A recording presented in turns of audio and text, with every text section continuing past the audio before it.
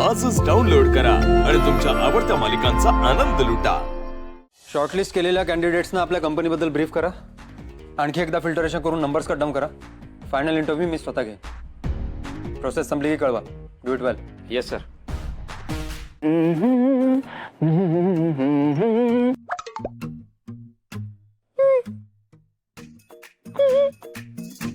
हे प्रभु, हे हरिराम, विठ्ठला, पांडुरंगा, नारायणा, हे क्या हुई? हे ऑफिस मध्ये मुली पाठवायला सांगितलं होतं, तुम्ही वाघीण का पाठवली?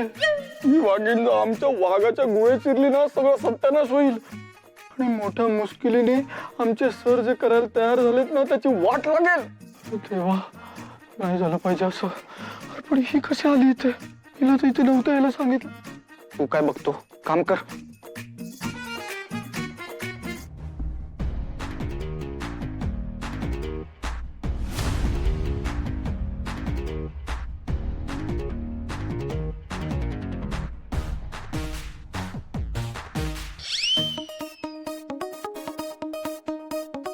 अरे सर, तुम्ही इथे कसं काय? ते म्हणजे कारचं काय झालं? कोणाचं? हा, आपली कार झाला ते। मी मेकॅनिकशी बोललो, तो म्हणाला होऊन जाईल संध्याकाळपर्यंत। गॅरेज मध्ये काम ते थांबले तिथे, ते घेऊनच येतील।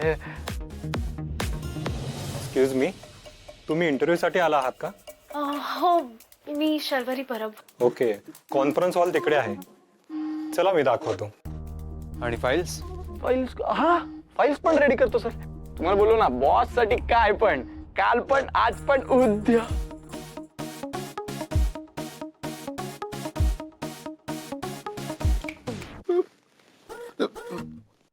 भूत दिसलं तुला? नाही सर, कोणीच नाही दिसलं सर। कुठे कोण आहे? केबिन मध्ये माझ्या। येतो सर, लगेच येतो। वाचलो। अरे काय चाललंय यार? आता जर सरांना नाही पोरगी दिसली असती ना, आपलं ऑफिस म्हणजे पाणीपत झालं असतं। नाही पण मजा येणार आहे। ही पोरगी ना मजा आणणार आहे ऑफिस मध्ये। मला तर वाटतं ही पोरगी ना अख्ख्या ऑफिसचं भविष्यच बदलणार आहे। लकी ठरणार आहे आपल्यासाठी। कोण कोणासाठी लकी ठरणार आहे? मीच कोणासाठी? माझ्यासाठी। तू काम करतोस ना? हा, मग मला खूप काम आहेत बाबा। मग ती कर, नाही तर सरांना सांगून काढून टाकेल। नाही नाही. पण एक सांगू, काय? आपल्या ऑफिस साठीच लकी ठरणार आहे तू। हा, जातो जातो। हे काय काय झालं? अजून तयार नाही झाला? तुम्ही आवरा ना पटापट। मामा, तुला काही काम नसलं ना, उगाच घाई घाई करायची ना? नाही रे, मला आज खूप काम आहेत आणि एक मोठी काम आहेत। आता ते लोक येतील ना, हो, असं काय करता? चला चला आवरा पटापट। आवरतो हो। अहो, मुलीचे पप्पा असतात ना, त्यांनी सगळ्यात पहिलं तयार होऊन बसायला पाहिजे। कसं असतं, आता जे मुलीचे पप्पा असतात ना, तर त्यांना खूप जबाबदारी असते। म्हणजे कसं, पाहुण्यांना भेटणं, आपल्या मुलीबद्दल बोलणं, मग आपली भावकी, त्याच्यानंतर आपलं गाव, सगळं सगळं सगळं त्यांना असं बोलायला लागतं ना। आणि मग लग्न कधी लावायचं, कुठे करायचं, कसं करायचं, हे पण सगळं ठरवावं लागतं ना। म्हणून पप्पा जे असतात ना, ते खूप महत्वाचे असतात। त्यांच्यावरती खूप जबाबदारी असते। असते की, पण म्हणून काय गरीब बिचाऱ्या माणसाची ऍक्टिंग करून कोपऱ्यात खांदे पडून फिरू काय नुसते? क्या पमा डार्लिंग, हा? अगं, मुलीचा बाप म्हणजे मिरवायची गोष्ट असते। माझी मुलगी तुमच्या घरात येऊन तुमच्या घराचं गोकुळ करणार, पण खरा मान कोणाचा आहे? माझा। छाती फुगवून अभिमानानं पोरीच्या बापानं असं फिरायचं।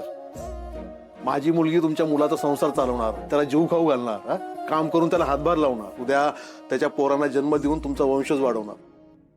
तुमच्या मुलाला जमेल हे सगळं माझ्या घरात राहून माझं घर सांभाळायला? माझी मुलगी तुमच्या घरात आलेली तुमच्या घरच्यांची सगळ्यांची जबाबदारी घेणार, तरी पण मीच खांदे पाडून फिरायचं? माझी पोरगी गुणी आहे, संस्कारी आहे, शिक्षण पूर्ण केले, पैसा कमवायला लागली, उद्या सगळ्या सासरच्यांचं सगळं करणार ती। माझ्या मुलीनं तुमच्या मुलाशी लग्न केलं ना, तर माझ्या मुलीसारखंच तुमच्या मुलाचंही कल्याण होणार। आणि माझी बाय तर लाखात एक आहे, तिला ना चांगला मुलगा मिळायला हवा, तिला समजून घेणारी माणसं हवी, एवढीच इच्छा आहे बापाची। बाकी सगळं माझी बाय बघूनच घेईल। माझी बाय ना अजून पण मला अशी अशी छोटीशी बाहुली सारखीच वाटते ग। पप्पा पप्पा पप्पा करत घरभर फिरणारी। पहिलं पोर आहे का ते माझं, पण आता ती अशी आपल्याला सोडून सासरी जाणार, मला सोडून जाणार ती। चांगले कपडे घालून कसं मी रूप आबा, माझी लेक आपलं घरातून जाणार पामा.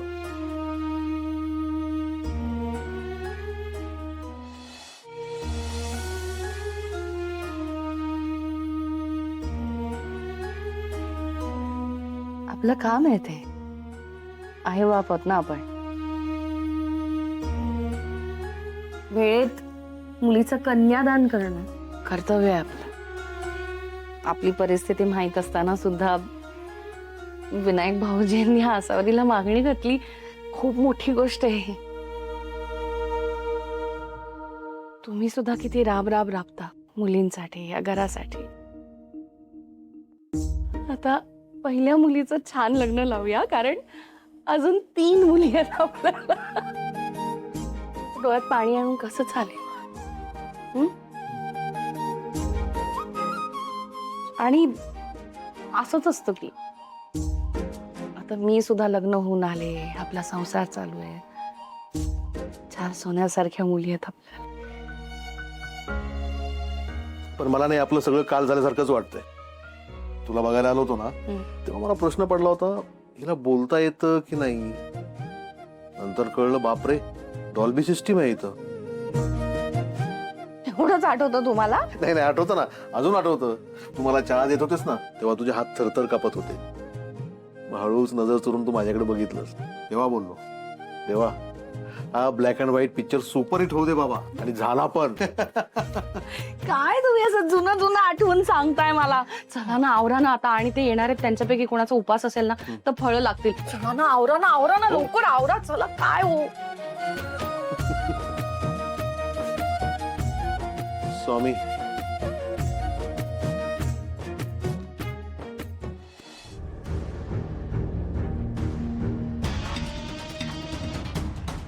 हॉट या कूल? व्हॉट? कशी दिसते मी? हॉट दिसते की कूल दिसते? ही जी काही चोच रंगवलीस ना, त्यामुळे पोपट दिसतीयस. जरा लिपस्टिक कमी कर. पाहुणे आसावरीला बघायला येणार आहेत, तुला नाही. यिक्स, मला बघायला तिथे का कोणी येईल? काय नाही, आपण किती वाजता निघणार आहोत? माझं झालेलंच आहे आवरून. फक्त खाली साक्षीची आई आणि तिची आजी आल्यात. त्यांना थोडा वेळ भेटूया आणि मग निघूया आपण.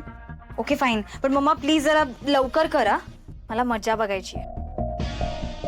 मजा कसली?